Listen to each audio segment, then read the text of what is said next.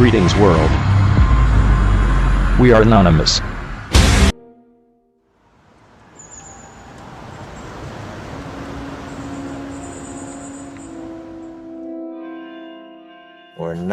Il nous était interdit de parler de nos activités à qui que ce soit. Je me sens encore coupable en le faisant. C'est un peu pareil pour moi. Même mes collègues de l'époque ignorent presque tous que j'ai participé à ce projet.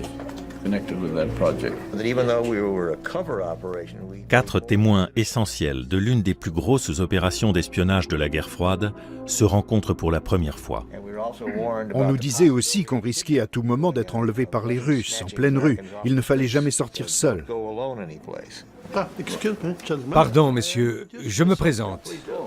Oleg Kalahan, Kalugin en russe, ancien officier supérieur du KGB. Le corps des ingénieurs de l'armée américaine s'apprête à commémorer la construction d'un tunnel clandestin ayant permis l'interception de communications capitales venant de l'armée rouge. Bien que n'ayant jamais servi à Berlin, Kalugin représente la partie soviétique. J'étais chef du contre-espionnage, département étranger. Une commémoration rendue possible grâce à la déclassification du dossier par la CIA. Eugene, nous nous sommes croisés à Berlin en 1956. Quelqu'un m'avait dit ce que vous faisiez, mais je ne sais plus qui. Il a eu tort. Mais il l'a fait. Et je crois me rappeler que ce jour-là, vous avez dit adorer le poker. Oh que oui. Et vous, vous faisiez quoi? J'étais capitaine dans le corps des ingénieurs, ceux qui ont creusé le tunnel. Ah, alors vous étiez là-bas avant moi. Faute impardonnable. Les Britanniques ont eux aussi participé à l'opération, mais n'ont pas encore déclassifié le dossier. Peter Lunn, qui en était le cerveau, vit désormais en Suisse. Comme tous les Britanniques concernés, il n'est pas autorisé à participer à la commémoration. C'est une très vieille histoire, mais elle a affecté tout le reste de ma vie. C'est exactement ça. J'ai fait 3 ans au Vietnam, mais rien ne m'a aussi profondément marqué que Berlin.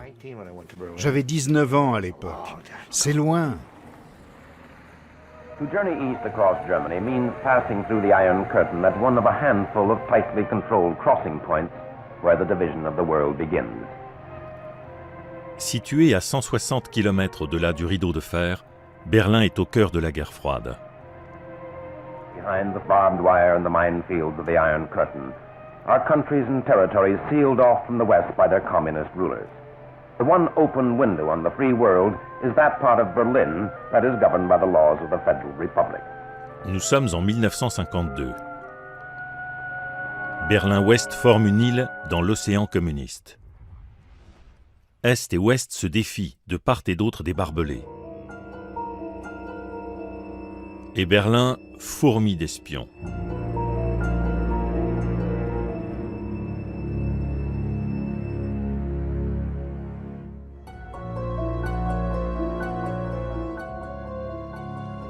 Le soldat John Quirk, 19 ans, vient d'achever son instruction. Il n'a encore jamais quitté l'Amérique. Berlin, ça faisait très envie, mais une fois sur place, j'ai trouvé l'ambiance un peu bizarre.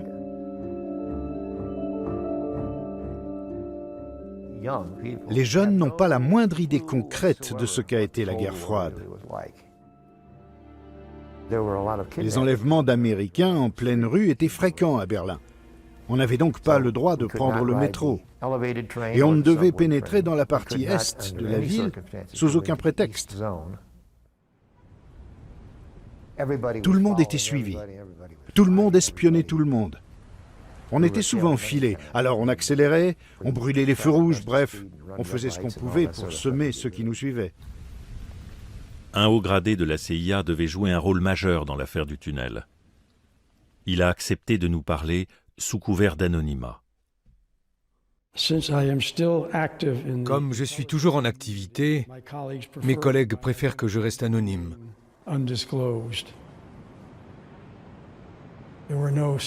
À l'époque, il n'y avait pas de photosatellites. On en savait très peu sur les intentions des Soviétiques. Mais ce qui est sûr, c'est qu'à ce moment-là, le rapport des forces conventionnelles était tellement en faveur des Soviétiques qu'ils auraient facilement pu envahir l'Europe de l'Ouest.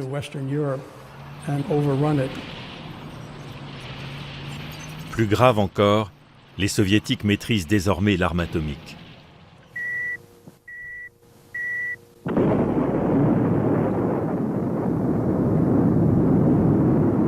La menace d'une troisième guerre mondiale semble bien réelle.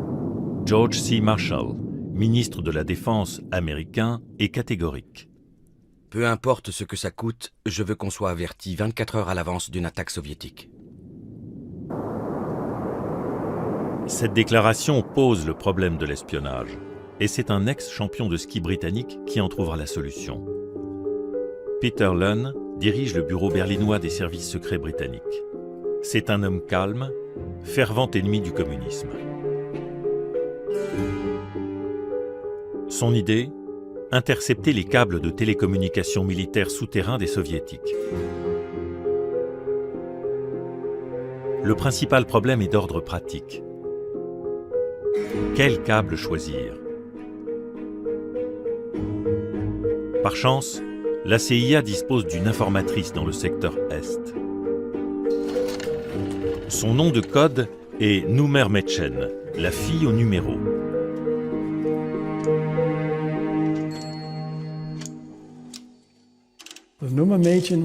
La fille au numéro était fonctionnaire du ministère est-allemand des Postes et Télécommunications, en charge du réseau et de son utilisation.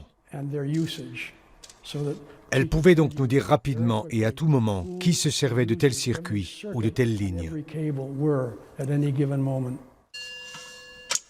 Ces informations nous étaient précieuses. Avec l'aide de leur informatrice, les Alliés localisent les câbles potentiellement intéressants.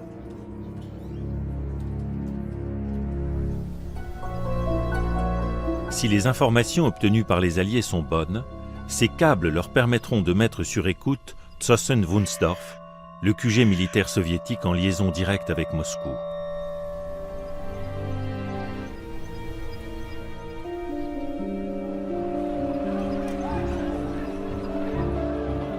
C'est de là que la répression brutale du soulèvement est-allemand de juin 1953 a été orchestrée. Les câbles sélectionnés se trouvent à la périphérie de Berlin, dans un quartier appelé Alt-Glienicke. Ils sont malheureusement placés assez loin dans le secteur soviétique. Or, Britanniques et Américains ne peuvent pas creuser 500 mètres de tunnel sans vérification préliminaire. Un autre informateur du même ministère risque alors sa vie pour les aider. Un agent remarquable en poste à Berlin-Est nous a permis de faire un essai. De nuit, il a branché l'un des câbles pressentis sur une ligne partant vers Berlin-Ouest, de façon à nous fournir un échantillon du matériau potentiel. Ce détournement très risqué d'une quinzaine de minutes révèle la grande qualité d'informations qui circulent sur ces lignes. Le tunnel est plus que jamais une nécessité.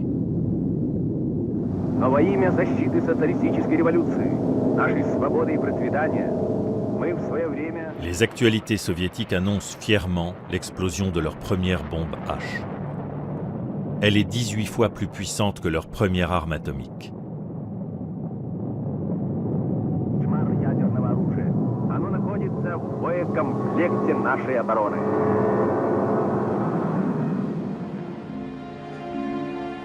Américains et Britanniques se réunissent dans les bureaux des services britanniques, au 2 Carlton Garden, à Londres, pour discuter les détails de ce projet de grande envergure. L'un des participants livrera par la suite un récit de cette rencontre. Pas un passant n'aurait pu deviner les tractations auxquelles on se livrait derrière la majestueuse façade de cette noble bâtisse londonienne. La CIA avait envoyé une importante délégation d'experts à Londres pour débattre de chaque point. Je jouais le rôle de secrétaire, prenant note de toute la discussion. Peter Lunn était présent, ainsi que Bill Harvey, chef de l'antenne berlinoise de la CIA. Ce Texan avait une approche assez Far West de son métier et ne sortait jamais sans son revolver. Le gouvernement ouest-allemand étant considéré comme trop infiltré par les espions soviétiques pour être fiable, aucun Allemand n'est convié à la réunion. Ironie de l'histoire, le secrétaire de la rencontre top secrète n'est autre que l'agent double britannique George Blake. Je contribuais, à ma modeste échelle, à construire une société nouvelle où régnerait l'égalité et la justice sociale. Plus jamais de guerre, plus de conflits entre nations, c'était là mon rêve. Je pensais que l'humanité avait tout à gagner de la victoire du communisme.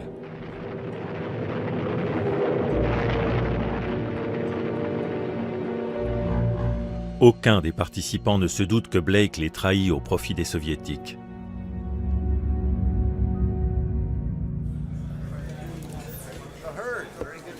Au siège du corps des ingénieurs de l'armée américaine, dans le Missouri, les informations révélées par l'opération du tunnel sont considérées comme très précieuses, malgré la trahison.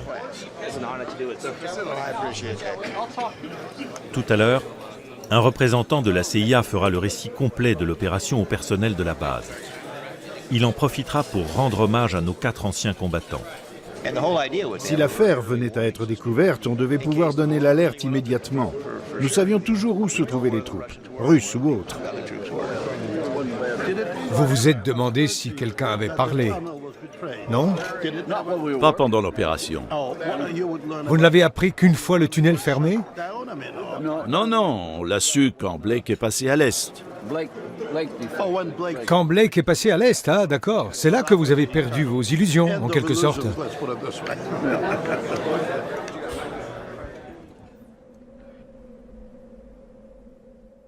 Il n'y avait guère de risque à faire sortir des documents du bureau. Le gardien vieillissant ne contrôlait jamais nos mallettes.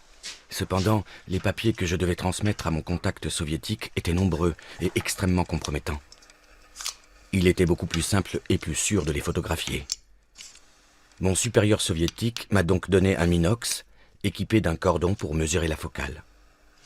Des années plus tard, Blake travaillera à Moscou avec Oleg Kalugin, chef du contre-espionnage au KGB. Je suis sans doute partial, mais j'aimais bien George Blake. Il m'a impressionné la première fois. C'était un homme ouvert et sociable, de conversation agréable. Nous avions vraiment fait une très belle opération en le recrutant. J'ai supervisé pas mal de grands espions au KGB. Des gens comme Kim Philby et Donald McLean. George Blake en faisait partie. Il ne touchait pas d'argent. Convaincu que le triomphe du socialisme était inexorable, il avait choisi d'être espion par conviction. Jamais il n'a demandé le moindre salaire.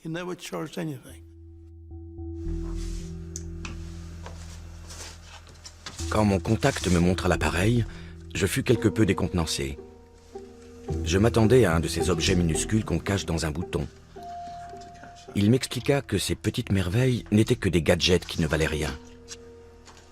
J'acceptai l'appareil et par la suite, je pris l'habitude de le porter sur moi en permanence quand j'allais travailler.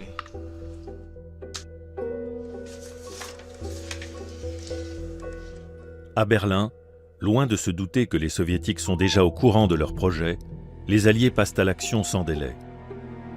Ils dressent les plans détaillés du tunnel, louent un terrain de la taille d'un pâté de maison et recrutent une équipe de spécialistes.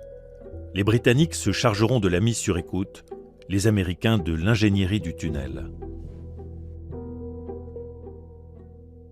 Le capitaine Williamson, membre du corps des ingénieurs de l'armée américaine, est l'un des premiers à se rendre sur les lieux. Un type du Pentagone m'a appelé. Il avait une mission pour moi, mais il ne pouvait me dire ni où ni quoi. Très enthousiaste, j'ai répondu « Je prends ». L'enjeu est énorme. Si elle est découverte, une opération d'espionnage militaire en territoire soviétique peut provoquer la guerre. Le capitaine Williamson est chargé d'acheminer secrètement 120 tonnes d'acier et de matériel destiné au tunnel à Berlin-Ouest. Une tâche des plus délicates car tous les trains sont passés au peigne fin par les douaniers est-allemands. Nous avions des caisses doubles, une caisse dans une autre caisse, si je me souviens bien. Il était donc inutile de soulever le couvercle au pied de biche pour distinguer ce qu'il y avait à l'intérieur.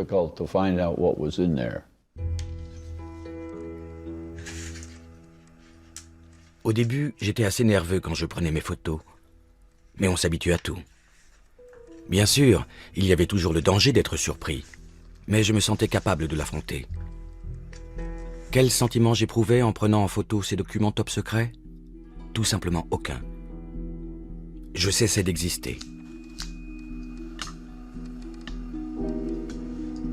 Concentré sur la mise au point et la lumière, ma personne se réduisait à un œil dans le viseur et aux doigts qui appuyaient sur le bouton.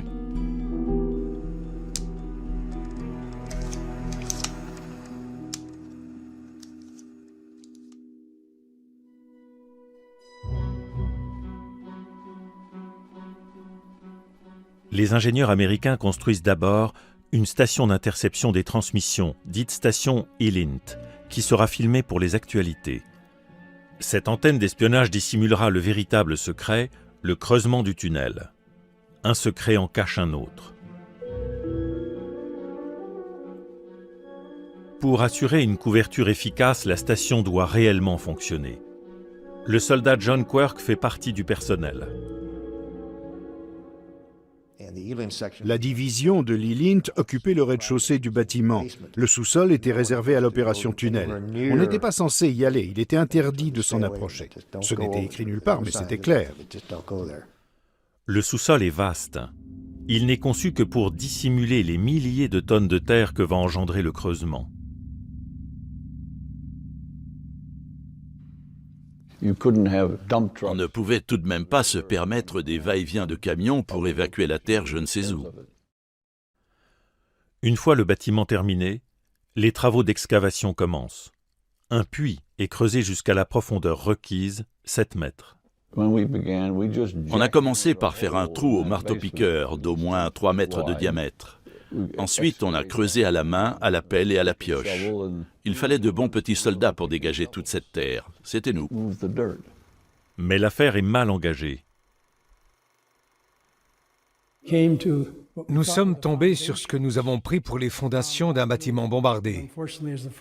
Mais quand on s'est attaqué à la couche de briques, le contenu d'une fosse septique en pleine activité a jailli dans le puits et a failli asphyxier 2 personnes. Littéralement, oui. Ça a été une horreur de nettoyer tout ça.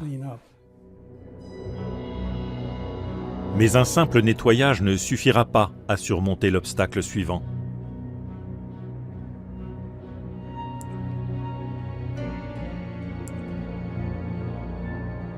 L'estimation de profondeur qui avait été faite pour la nappe phréatique était, disons, un peu ratée.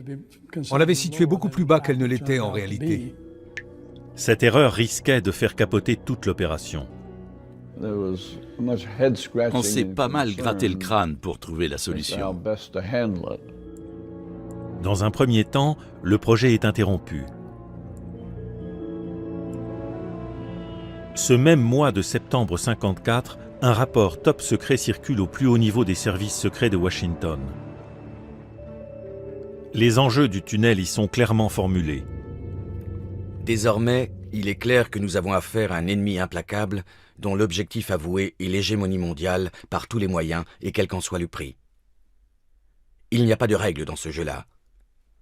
Les normes de conduite en vigueur jusqu'ici sont abrogées. Quelques jours plus tard, l'ordre est donné de creuser le tunnel près de la surface du sol. Cela permet en effet d'éviter la nappe phréatique, mais accroît considérablement les risques d'être découvert. Quand j'ai vu toute cette terre entassée au sous-sol, pour éviter que les gens ne comprennent ce qui se passe, je me suis dit, ça c'est fort. Il fallait y penser.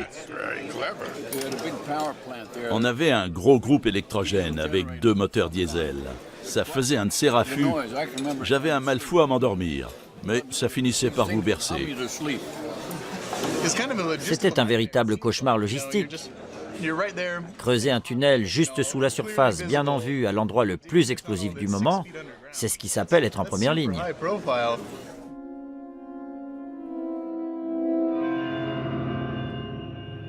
Le creusement horizontal a commencé. À l'avant du tunnel, seuls 2 hommes peuvent travailler de front. il s'aide d'une machine, le bouclier, pour poser les 6000 plaques de la voûte.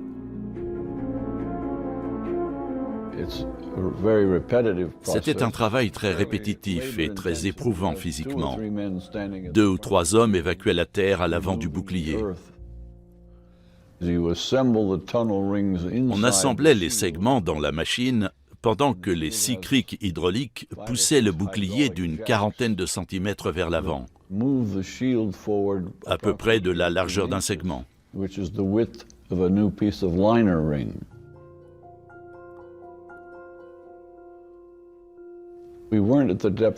Comme nous n'étions pas à la profondeur souhaitée, nous faisions constamment attention à ne pas faire trop de bruit. Pour étouffer les bruits, le tunnel est tapissé de sacs de sable.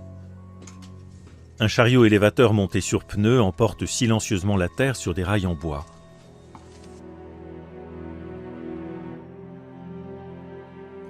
Les plaques sont enduites de goudron pour éviter le bruit des chocs métalliques.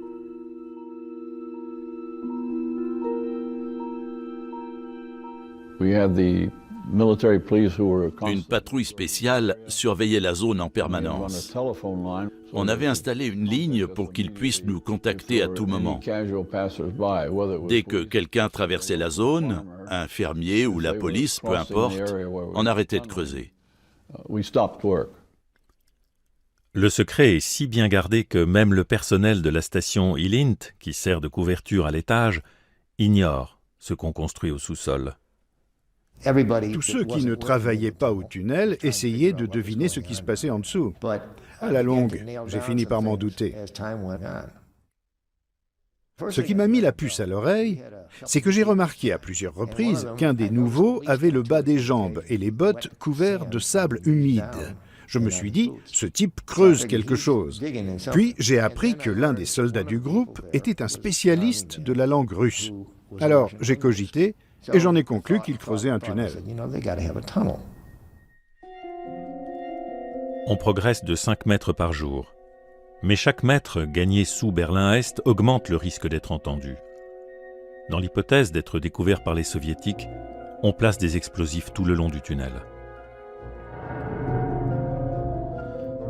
Or, grâce à Blake, les gens du KGB sont parfaitement au courant de l'avancée des travaux, mais ils hésitent sur la conduite à tenir. Je rencontrais généralement mon contact le soir, aux alentours de Londres. Je lui décrivais les grandes lignes du projet. J'en mesurais bien sûr toute l'importance. Aussi, j'insistais sur le caractère ultra-secret de l'opération et sur la nécessité, en cas de réaction des autorités soviétiques, de ne pas éveiller les soupçons avec les mesures qu'ils allaient éventuellement prendre. Mon correspondant soviétique fut très impressionné par l'audace et par l'envergure du projet et me demanda de le tenir informé de son développement.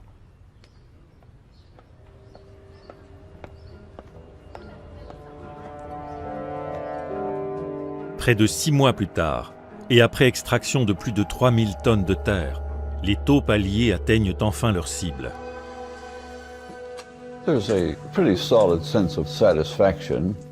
On a éprouvé une grande satisfaction quand tout a été fini. L'équipe avait été remarquable. On avait choisi des gens de grande valeur. On n'aurait vraiment pas pu trouver mieux.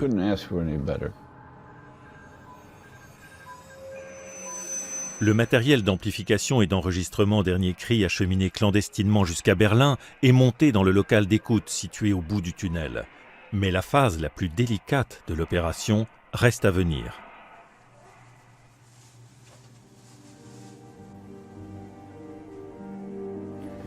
Bonjour. Je suis très honoré d'être ici aujourd'hui pour vous parler d'une opération d'espionnage plus passionnante de la guerre froide, celle du tunnel sous Berlin.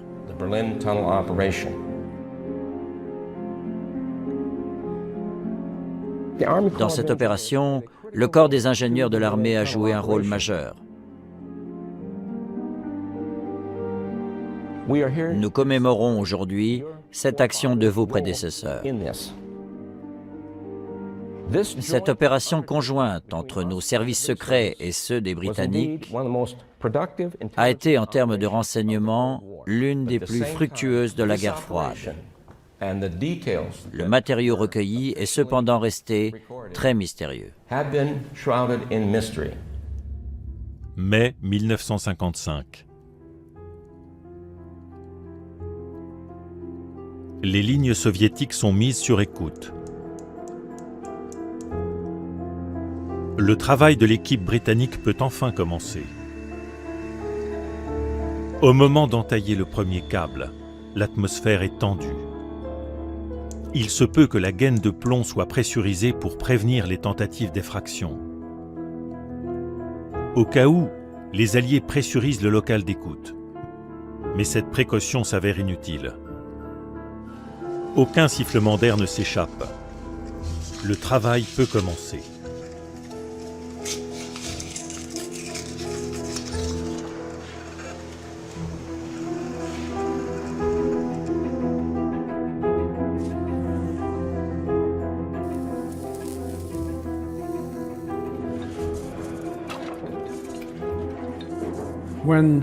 Quand nos agents nous ont informés, par un simple coup de fil, que la première ligne venait d'être mise sur écoute sans anicroche et que le retour son dans le local était bon, nous avons envoyé à Washington le message suivant.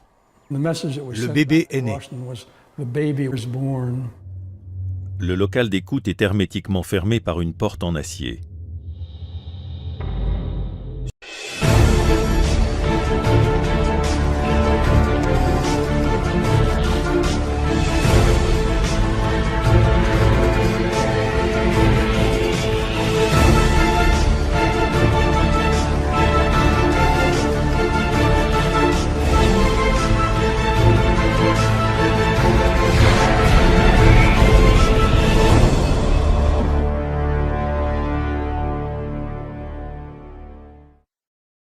Sur la porte, quelques mots en russe et en allemand, entrée interdite, ordre du haut commandement. De plus, la porte verrouillée est équipée d'un système d'alarme.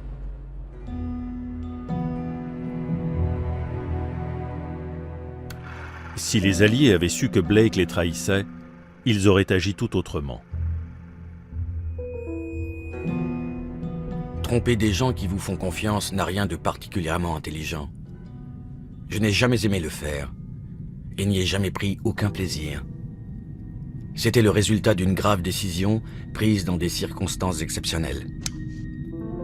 Une guerre impitoyable faisait rage autour de moi. Toute époque violente engendre des actes extrêmes. Aujourd'hui, je me demande comment j'ai réussi, cette fois-là et par la suite, à jouer si parfaitement la comédie.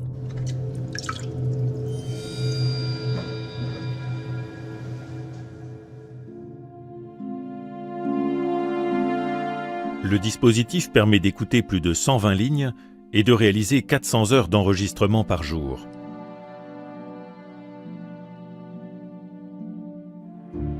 Mais le projet manque cruellement de russophones suffisamment fiables pour écouter les communications les plus importantes sur place. L'école des langues de l'armée américaine est chargée d'en trouver un. Ce sera le caporal Kovalenko. Sautez dans le premier avion et vite.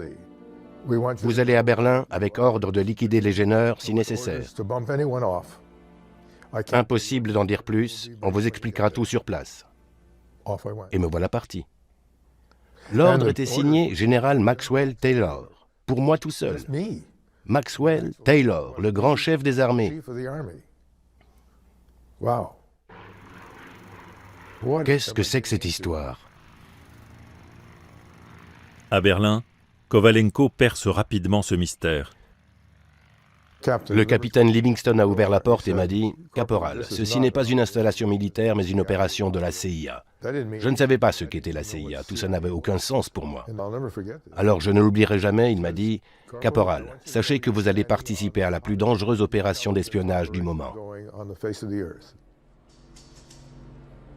À 22 ans, Kovalenko se retrouve ainsi en première ligne sur le front de la guerre froide, chargé de repérer en écoute directe tout ce qui pourrait indiquer une attaque imminente. J'ai commencé à travailler 20 heures par jour et 7 jours par semaine. Après quelque temps, je pouvais reconnaître chaque voix. J'identifiais les gens simplement à leur façon de décrocher et de respirer. Je savais instantanément qui c'était. C'était passionnant. J'imaginais les gens d'après leur voix. J'avais toute une galerie de portraits dans la tête. Le général Almarkov, par exemple, une rose entre les dents, éblouissant. Il entretenait des femmes dans son appartement de Moscou. Il leur offrait des bas en nylon, des tas de trucs. Bref, c'était un coquin.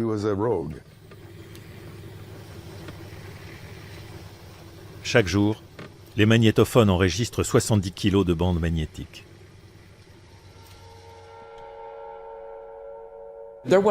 Cette opération a fourni une masse de renseignements, avec l'enregistrement de plus de 500 000 coups de fil de généraux et de conversations au plus haut niveau avec Moscou.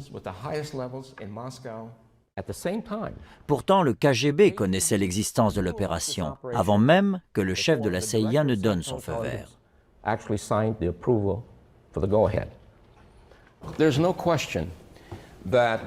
Cette affaire a indéniablement fourni au KGB un support inespéré pour une campagne de désinformation. Vous savez qu'une branche importante du KGB s'occupait exclusivement de ce qu'ils appelaient « désinformatia ».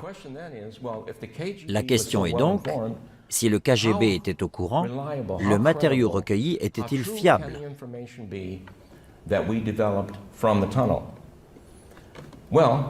L'explication n'est pas simple, mais aussi incroyable que ce soit, la réponse est oui. Régulièrement, un officier remet les bandes en main sûre. On se retrouvait de nuit, jamais au même endroit. On transférait les boîtes de sa voiture à la mienne, puis, après un changement de plaque aussi discret que possible, je les emmenais à la base. De là, elles sont acheminées à l'aéroport par des moyens de transport réguliers. Mais l'aéroport est truffé d'informateurs soviétiques.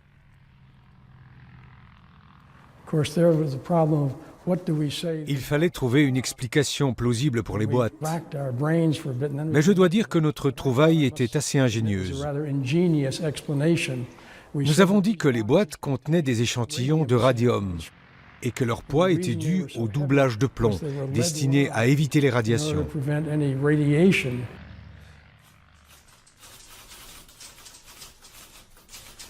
Les bandes partent pour Londres et Washington, où une vaste entreprise de traduction et d'analyse peut commencer. Tout se passe bien, jusqu'à ce que la chaleur du tunnel pose problème.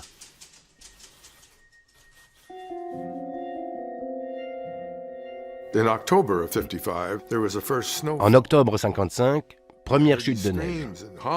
J'entends crier et courir partout, alors je regarde par la fenêtre est et je vois cette bande sombre, sans neige, qui va tout droit vers l'est et qui part de notre bâtiment.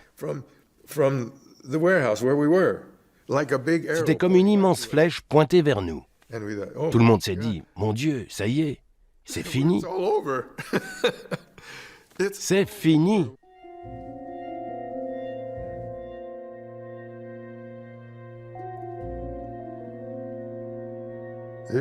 C'était la panique. On a appelé l'ingénieur anglais pour qu'il installe un système de refroidissement, ce qu'il a fait le jour même. À partir de ce moment-là, la chaleur du tunnel a été évacuée. Personne n'avait pensé à ce problème auparavant.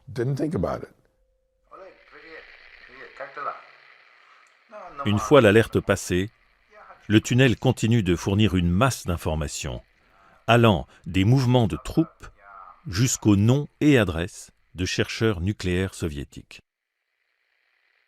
Le chef de la CIA, Allen Dulles, décrira par la suite le tunnel comme l'une des opérations les plus audacieuses et les plus fructueuses jamais entreprises. C'était un outil exceptionnel et le seul accès possible à ce type d'information. Une opération d'espionnage de cette envergure constitue cependant un risque pour les Alliés. Sa découverte par les Russes pourrait virer au désastre.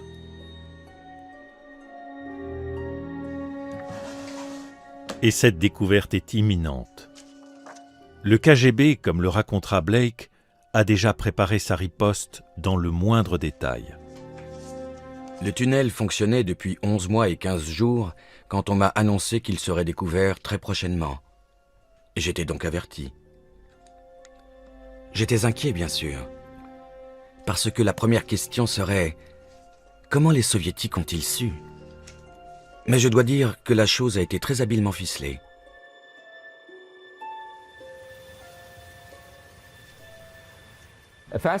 C'est une histoire forte, avec tous les ingrédients d'un grand film, qui mérite selon moi d'être raconté. Elle montre ce à quoi nous étions confrontés pendant la guerre froide. N'oubliez pas que l'adversaire avait l'arme nucléaire. Ce que nous voulions, c'était les moyens d'anticiper et, si possible, d'empêcher une attaque. Le tunnel de Berlin a joué ce rôle. J'aimerais maintenant vous présenter nos invités d'honneur, Bob Williamson, John Quirk, venez, Oleg, s'il vous plaît. Venez, Eugene.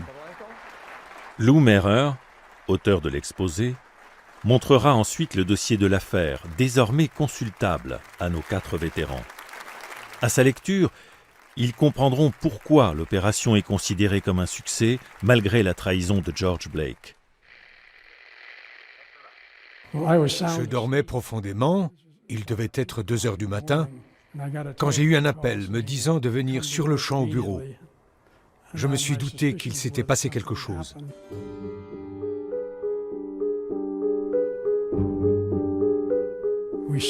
Des gens des télécommunications est-allemandes allaient et venaient le long des lignes, jetaient des coups d'œil par les regards, etc. Ils cherchaient manifestement quelque chose. Des techniciens de la RDA sont chargés de vérifier l'état des câbles téléphoniques endommagés par les récentes pluies. C'est un prétexte idéal pour révéler l'existence du tunnel secret. Le local d'écoute est vide, mais les Alliés entendent tout ce qui se passe. Par sécurité, on laissait un micro constamment ouvert dans le local. Et quand ils ont commencé à creuser, on les a entendus grâce à ce micro. Les ouvriers trouvent le local et la porte d'acier fermés à clé. Ils se mettent alors à percer un peu plus loin, dans la paroi du tunnel, au marteau-piqueur et à la pioche. Leurs réactions seront enregistrées et retranscrites par la suite. Hier ist ein Unterschacht. Muss man auf der anderen Seite runter. Hast du das gesehen? Donnerwetter, guck mal den Bau. Das läuft da unter der Straße. Da haben sie da drin eine ganze Telefonanlage gebaut. Wie haben sie das geritzt? Ich bin sprachlos. Mensch, ich bin sprachlos. À quelques centaines de mètres de là, les Américains ont compris. Quand on a vu les Russes arriver, on a su que c'était cuit, bien sûr. Les types des télécoms soviétiques ne seraient pas venus jusque-là sans un motif grave. La base est en état d'alerte maximum. Les Alliés préparent le tunnel en prévision de l'arrivée des Soviétiques. On improvise des panneaux en russe et en allemand. Accès interdit. Vous entrez dans le secteur américain. Au bout du tunnel, les Américains attendent leur ennemi. Mon chef avait une mitrailleuse de calibre 50. Il l'a installée à l'entrée du tunnel. Quand on a vu les casques très reconnaissables des Soviétiques déboucher du léger coude que faisait le tunnel, il a armé la mitrailleuse. Clac, clac. Un bruit qui, dans l'espace confiné du tunnel, comment dirais-je, ne laissait pas indifférent. Les soldats soviétiques l'ont d'ailleurs parfaitement reconnu et ils ont disparu très vite. Bill Harvey, responsable de la CIA, craint que les Soviétiques ne refassent une tentative. Il lui faut l'autorisation de sa hiérarchie pour armer et déclencher, si nécessaire, les explosifs disposés dans le tunnel. Évidemment, le plus simple était de faire exploser le tunnel et de le condamner. Bill m'a donc chargé d'aller voir le général pour lui demander l'autorisation. Le jeu est fini, pourquoi ne pas tout faire sauter? Quand j'ai fini par trouver le général en charge du commandement berlinois, très contrarié parce que j'avais interrompu sa partie de golf, et que je lui ai fait part de notre intention, il a demandé « Y a-t-il un risque de tuer des soldats soviétiques dans l'explosion ?» J'ai dit « Il y a un risque, oui. » Il a dit « Alors non. Vous n'allez pas déclencher la Troisième Guerre mondiale sur ma pelouse. » Mais Yevgeny Pitovranov, chef du KGB à Berlin, n'a pas l'intention de prendre le tunnel d'assaut ou de mobiliser les troupes.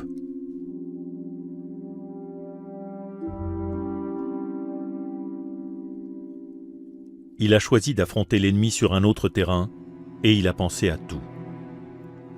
Heinz Junge, photographe à Berlin-Est, travaille pour Zentralbild, l'agence de presse de l'État. Soudain, à 17h, un responsable du service photo nous donne l'ordre d'aller au quartier général soviétique dans le faubourg de Karl-Horst.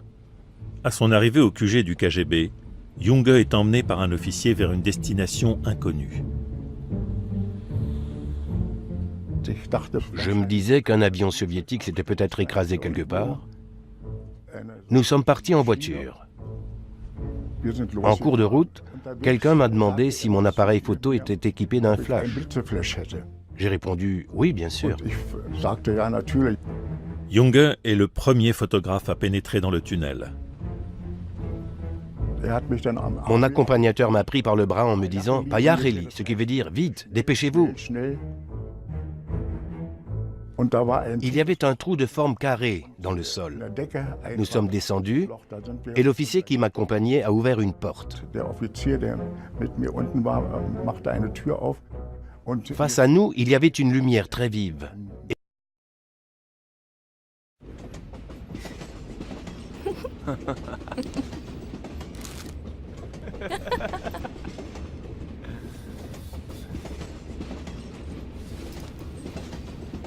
Wish your chicken was bigger, the long chicken and three. Hey, can I have a Dorito?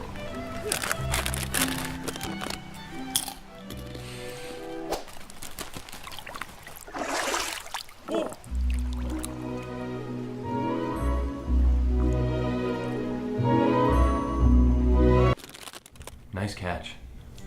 Mom, Dad, this is Cindy. Cindy, yes! So nice to meet both of you. It's nice to meet you finally. Travis has told us so much about you. All good things, I hope. Yes, of course. Good. Please, Thank welcome. you. Oh, Mom, no.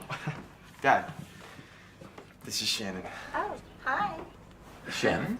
And this is Aaron. Hey, cutie. That is Jessica. Jenny, Sarah, Megan, Hi. Nicole, Elizabeth. Relax. Using mine. Relax. I'll have this all cleaned up. I'll make you a nice dinner. Love you. Bye. Bye, baby.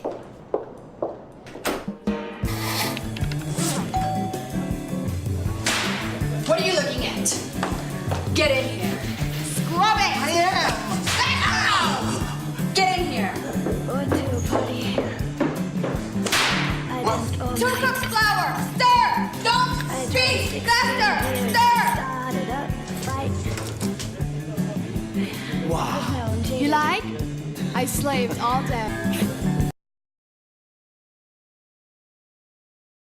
Émanant d'une lampe néon. Nous ne connaissions pas ce genre de lumière. Sur ordre de l'officier soviétique, j'ai commencé à prendre des photos. Il insistait pour que je fasse vite. Il avait une liste de tout ce que j'étais supposé photographier.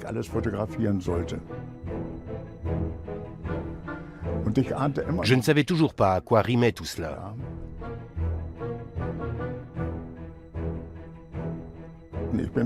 J'allais d'un endroit à l'autre. Il me disait de photographier ceci, de photographier cela. Parfois, il me montrait du doigt ce que je devais photographier et je lui demandais de retirer sa main de mon champ de vision. J'ai compris plus tard pourquoi il était si pressé. Les Soviétiques avaient besoin de ces photos à Moscou pour les publier dans les journaux du soir et pour les diffuser aux actualités télévisées. L'idée des Soviétiques consiste à dévoiler le tunnel aux médias du monde entier pour le présenter comme un exemple d'agression impérialiste. Journalisten aus aller Welt besichtigten den amerikanischen Spionagetunnel in Berlin-Altklinike. Ein völlig rechtswidriger Eingriff in den Telefonverkehr der Deutschen Post.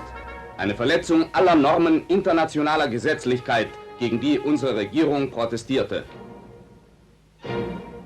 Mit der Aushebung dieses Vorpostens der amerikanischen NATO-Strategen auf dem Gebiet der DDR haben die kalten Krieger eine neue Schlappe erlitten und wurden vor aller Welt als Feinde des Friedens entlarvt. Mais le plan des Soviétiques se retourne contre eux. Blake se souvient. À l'Ouest, la presse salue l'opération comme l'un des plus grands succès de la CIA dans la guerre froide. Un journal de Berlin-Ouest a titré pleine page « 1-0 pour les Américains », comme pour un match de foot.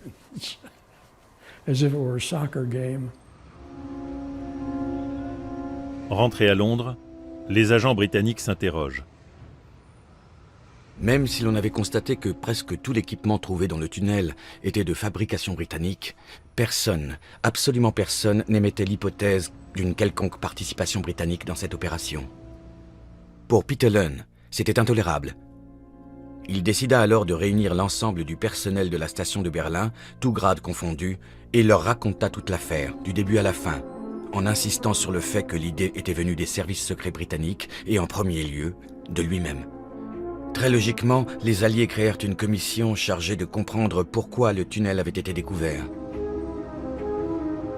J'avoue que cela m'a valu quelques semaines difficiles, mais à la publication des résultats de l'enquête, j'ai respiré.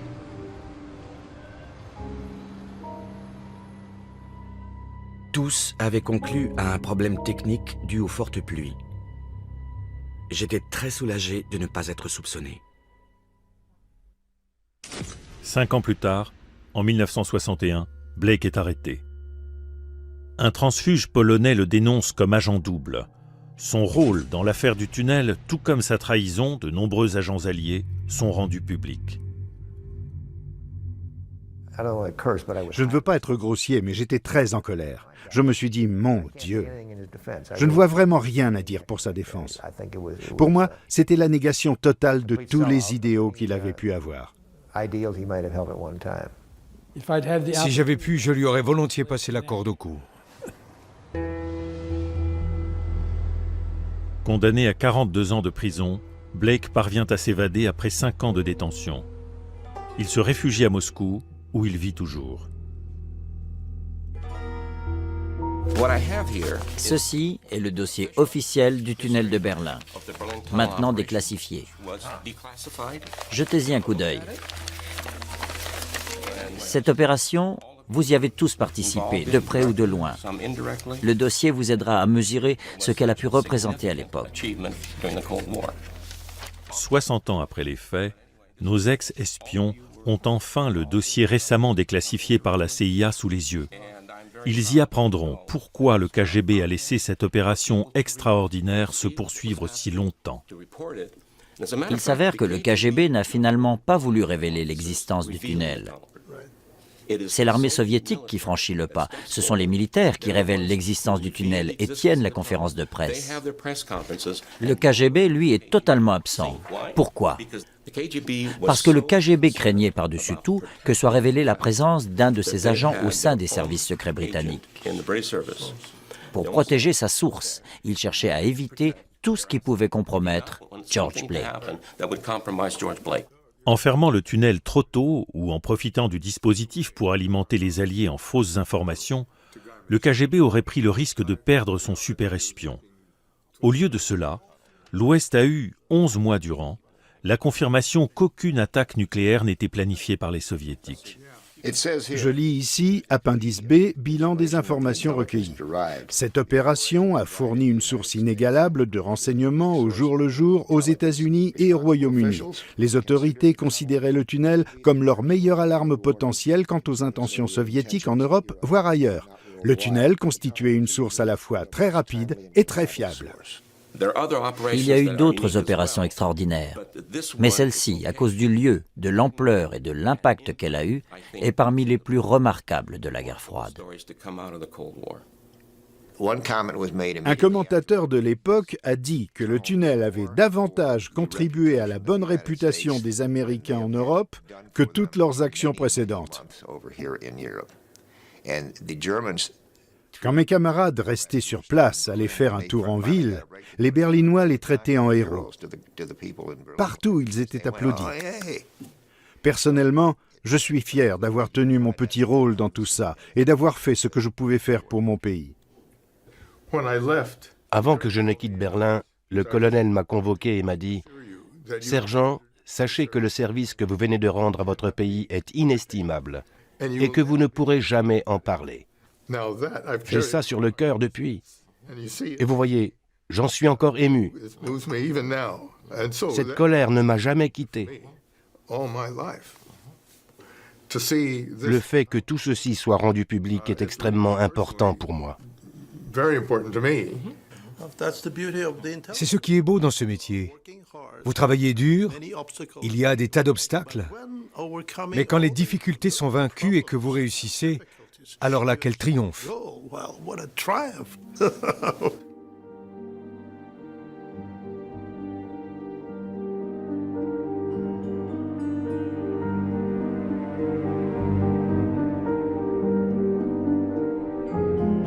Pendant ce temps, un autre ancien du tunnel glisse sur les pentes de l'Eiger, dans les Alpes, où il passe chaque hiver.